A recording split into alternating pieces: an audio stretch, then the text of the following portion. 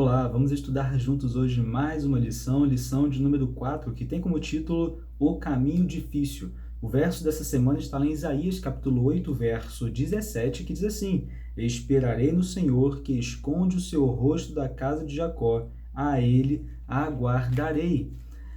Bem, para entendermos a lição dessa semana, precisamos aí ter uma compreensão clara da lição da semana anterior, a lição de número 3. Que se por algum motivo você não conseguiu estudar a lição número 3, volta lá no vídeo da lição número 3, assista essa lição, para que possamos então ter uma compreensão melhor dessa lição número 4, da lição dessa semana.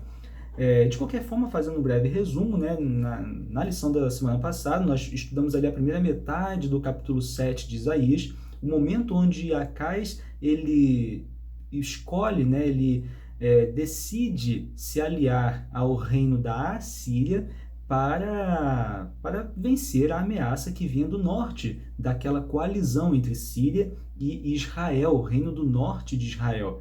Né? E Isaías traz algumas profecias para cá, mostrando que ele não deveria se aliar à Assíria, mas sim confiar unicamente em Deus. Né? Inclusive, tem um momento onde Isaías ele diz para Acais, né, que ele poderia escolher qualquer sinal que Deus mostraria, né, que Deus mostraria de alguma maneira esse sinal para que Acais, de uma vez por todas, pudesse confiar em Deus. Mas Acais ele decide se aliar à Assíria.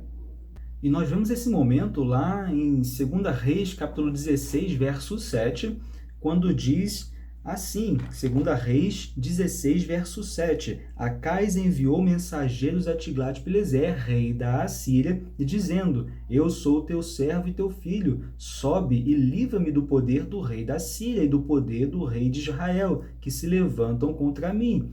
E aqui, portanto, no início, né, dessa segunda metade do livro do capítulo 7 de Isaías, lá no verso 17, nós temos essa profecia, né, contra Acais por conta dessa decisão de se juntar com o rei da Assíria, que diz assim, mas o Senhor fará vir sobre ti, sobre o teu povo e sobre a casa de teu pai, por intermédio do rei da Assíria, dias tais quais nunca vieram, desde o dia em que Efraim se separou de Judá.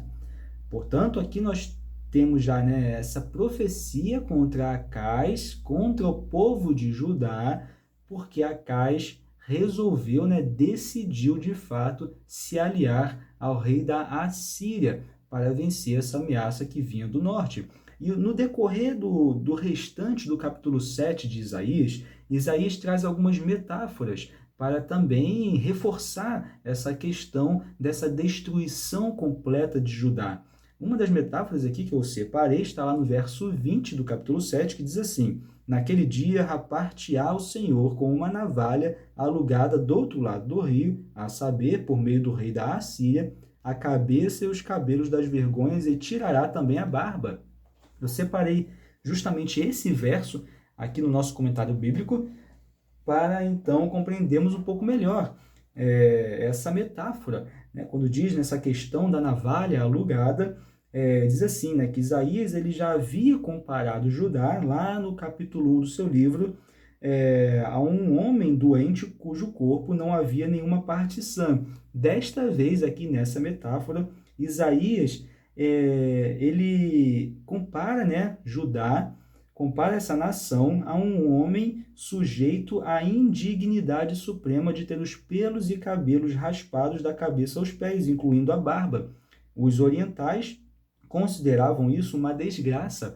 Portanto, Isaías aqui mostrando, né, toda essa questão dessa destruição, dessa devastação de Judá por conta dessa decisão do rei Acais de se aliar à Síria, né, e decisão essa que também tiraria por completo a dignidade dessa nação. Né? Então, a gente vê aqui no decorrer desse final do capítulo 7 de Isaías, através de algumas metáforas, né, esse reforço, essa destruição de Judá, né, também o fato de perderem, né, por completo a sua dignidade, por então se aliarem ao reino da Assíria. E no início do capítulo 8 de Isaías, a gente percebe aqui um nome de um filho de Isaías, né, que faria ali parte da mensagem que Isaías estaria trazendo a ajudar nesse momento.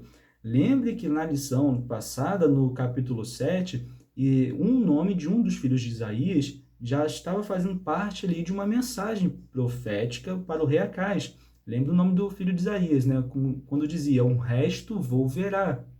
Agora aqui aparece o nome de um outro filho de Isaías. Acompanhe comigo no verso 3 e 4 do capítulo 8 de Isaías, que diz assim: Fui ter com a profetisa, ela concebeu e deu à luz um filho. Então me disse o Senhor, põe-lhe o nome de rápido despojo, presa segura. Porque antes que o menino saiba dizer meu pai ou minha mãe, serão levadas as riquezas de Damasco e os despojos de Samaria, diante do rei da Assíria. Então, veja esse nome, né? Rápido despojo, presa segura, justamente por conta da Assíria, que venceria ali o reino do norte, nessa coalizão entre Síria e Israel, perdão. Porém, essa mensagem também servia justamente para Judá, como a gente vê lá no verso 8, que diz assim, né? Penetrarão em Judá, inundando e passando por ele, chegarão até o pescoço, as alas estendidas do seu exército cobrirão a largura da tua terra, ó Emanuel. Então essa mensagem, né, o nome do filho de Isaías fazendo parte dessa profecia, que a Síria venceria, né, antes mesmo, né, que essa criança pudesse falar, meu pai e minha mãe, ou seja, de forma rápida, venceria tanto o reino do norte, né, de Israel, tanto Síria e também Judá. Mas lembre do nome do filho da mensagem anterior de Isaías, né, um resto volverá, ou seja, esses nomes meio que se complementam, né? Então, rápido despojo, presa segura, mas um resto volverá, ou seja, Isaías trazendo a questão do remanescente, né? Do povo remanescente, justamente dizendo, né? Que apesar dessa aliança, apesar desse pecado, né? Povo ali aceitar essa idolatria, né? Terá e tem um povo remanescente, né? Um resto volverá, uma parte do povo que não aceitou essa decisão de Acais, uma parte do povo que não aceitou essa idolatria, uma parte do povo que não se ajoelhou perante os deuses da nação idólatra, né? E justamente um resto volverá, portanto, né? Um povo remanescente. A gente percebe que Isaías, em vários momentos, ele cita a questão do povo remanescente, né? Em todos os momentos, né, da história, sempre tem um povo que se nega a se ajoelhar perante deuses e perante outros deuses, né? Então se nega de fato praticar essa idolatria, né? Em todo momento da história sempre tem um povo que se mantém firme, né? Que se mantém confiante no Deus verdadeiro. E para seguir, a gente vai lá em 2 Crônicas, capítulo 28, verso 20 e 21, né? E interessante isso, né? A gente tem aqui o reinado de Acaz, a gente tem um pouquinho aqui nessa parte profética de Isaías, a gente, nesse momento que Isaías estava levando algumas profecias para o rei Acaz, para o povo de Judá, a gente tem lá em 2 Reis, capítulo 16, e também aqui em 2 Crônicas, capítulo 28, né? E cada passagem vai complementando um pouco, trazendo informações novas, né? Trazendo aqui informações que complementam todo esse contexto, né? Por isso é importante a gente, então, fazer essa análise por completo aqui no texto bíblico, né? Isso é muito interessante, a gente saber que para estudar o texto bíblico, né, às vezes só um texto ali não vai dizer tudo para a gente precisa então voltar em outro texto que vai reforçar alguma ideia, ou em outro texto até que vai complementar alguma ideia. E aqui nesse momento, então, a gente vê justamente no verso 20 e 21 do capítulo 28 de 2 Crônicas, né, a confirmação do momento em que a Assíria se volta contra Judá. Lembre, Acaz ele faz uma aliança com a Assíria e esse povo se torna, então, também inimigo, né? E a verdade é que a Assíria, né, que ele tinha o seu rei Tiglat-Pileser III, ele iria de qualquer forma guerrear contra o povo do norte, lá daquela coalizão entre Síria e Israel, de qualquer maneira. A questão de Acaz ter feito essa aliança, né, foi apenas um pretexto para a Síria conquistar de uma vez por todas o Reino do Norte. Foi um pretexto, né? E justamente Tiglat-Pileser ele se aproveita dessa aliança com Judá para conquistar também Judá, né? E Isaías ele tinha dito nas profecias, mas Acais ele não quis escutar, né? Mas assim, a Síria ela só queria expandir o seu reino, só queria expandir o seu território de qualquer jeito, né? Não ia se aliar ali, ajudar de fato, não iria se tornar de fato uma nação amiga, né? Era apenas ali questão dos interesses ali naquele momento, e quando também teve oportunidade, também se virou contra o próprio reino de Judá. E aqui no verso 20 e 21, então a gente vê isso, de 2 Crônicas 28, quando diz assim: veio a ele Tiglat-Pileser, rei da Assíria, porém o pôs em aperto, em vez de fortalecê-lo, né? Então, trouxe problemas em vez de ajudá-lo, porque Acais tomou despojos da casa do Senhor, da casa do rei e dos príncipes, e os deu ao rei da Assíria, porém isso não o ajudou. Então, ou seja, isso não adiantou de nada, né? Era tarde demais. A Assíria também já havia se voltado contra o reino de Judá. E a gente aqui seguindo no verso 22, veja só, acompanhe comigo: no tempo da sua angústia, cometeu ainda maiores transgressões contra o Senhor, ele mesmo, o rei Acais. Lembra que nós falamos, né, que quando Deus ele permite que certas coisas aconteçam na nossa vida, até muitas das coisas justamente por nossas escolhas erradas mesmo, né? E Deus permite que certas situações aconteçam para que a gente se volte a Ele, para que a gente se lembre dEle, para que a gente ouça a voz de Deus e volte, né, a nossa confiança a Ele. Acais, infelizmente, não fez isso. No seu momento, né, no tempo da sua angústia, talvez aí nos momentos ali mais difíceis da sua vida, diz aqui o texto que ainda maiores transgressões ele cometeu contra o Senhor, né? E aí fica a pergunta, né? Será que a gente vai realmente aproveitar os momentos difíceis, né? Enxergar como uma oportunidade para nos voltarmos a Deus? Ou vamos fazer como Acais, cometer ainda mais transgressões contra Deus, nos distanciarmos ainda mais dele? Nós temos aqui exemplos bíblicos, né? E Acais é apenas um desses exemplos de quais são as consequências de se afastar completamente de Deus. Então, o que nós vamos fazer nos momentos de angústia, nos momentos difíceis? Vamos ouvir a voz de Deus, vamos nos voltar a Ele, vamos confiar nele, ou vamos ainda nos afastar cada vez mais? Precisamos escutar a voz de Deus, precisamos nos voltar a Ele. E aqui, já chegando no final, eu separei um trecho que tem lá no finalzinho do resumo da lição, de Ellen White, que diz assim, lá em Profetas e Reis, né, que fala assim: entretanto, em Judá viviam alguns que mantiveram sua obediência a Jeová, recusando com firmeza serem levados à idolatria. Era para esses que Isaías, Miqueias e seus associados olhavam com esperança ao verem a ruína causada durante os últimos anos de Acais. O santuário tinha sido fechado, mas àqueles fiéis foi assegurado: Deus está conosco, ao Senhor dos exércitos, a Ele vocês devem santificar, é a Ele quem devem temer. É ele, dele que devem ter pavor, ele será um santuário para vocês. E o final do capítulo 8 de Isaías justamente mostra nessa importância do temor a Deus. O temor a Deus, nós já falamos em outras lições anteriores, essa importância da obediência a Deus, essa importância da entrega a Deus, da certeza de que Deus está à frente, de que Deus está no controle de todas as coisas. Esse é o temor a Deus. E aqui nós vemos então que uma parte do povo realmente se nega a participar dessa idolatria que Acais estava promovendo. E Acais, inclusive, quando a Síria se volta a ajudar, se volta contra Acais, Acais ainda assim não vai a Deus, não. Acais ele se junta com outros povos. A gente vê na história ali, Acais ele se junta com outros povos. O reino de Judá, ou seja, ao invés de aprender com o erro, ter se juntado ao reino da Síria, depois se junta com outros reinos. E esses reinos vão se voltar contra Judá também. Então, a gente percebe que Acais não aprendeu com os seus erros, mas um povo se manteve firme, uma parte do povo se manteve fiel, uma parte do povo manteve esse temor a Deus, porque escutou a voz de Deus, porque conhecia a voz de Deus.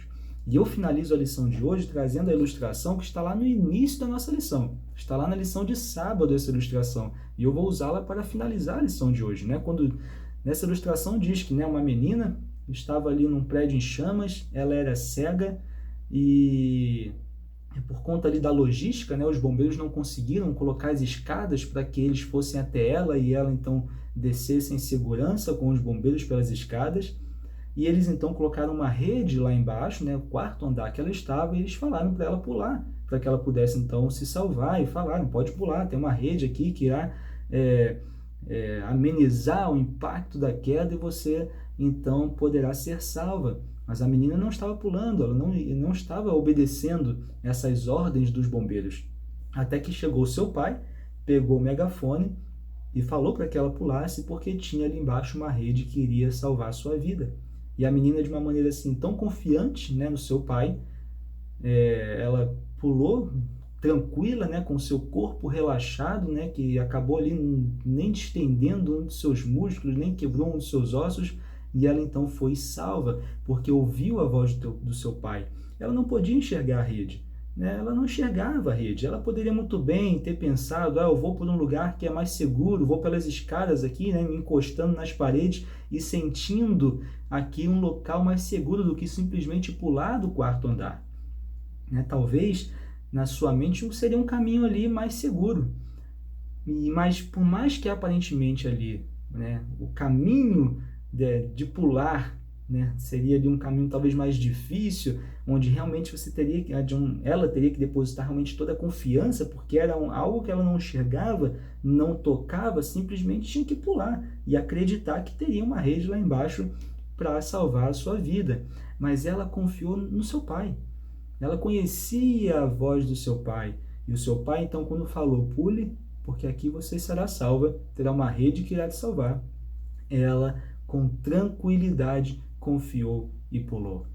Falamos na lição anterior sobre isso, né? A importância de confiarmos em Deus, por mais que nós não possamos enxergar ou tocar naquilo que Ele diz ali para que fazermos aquele caminho que precisamos seguir.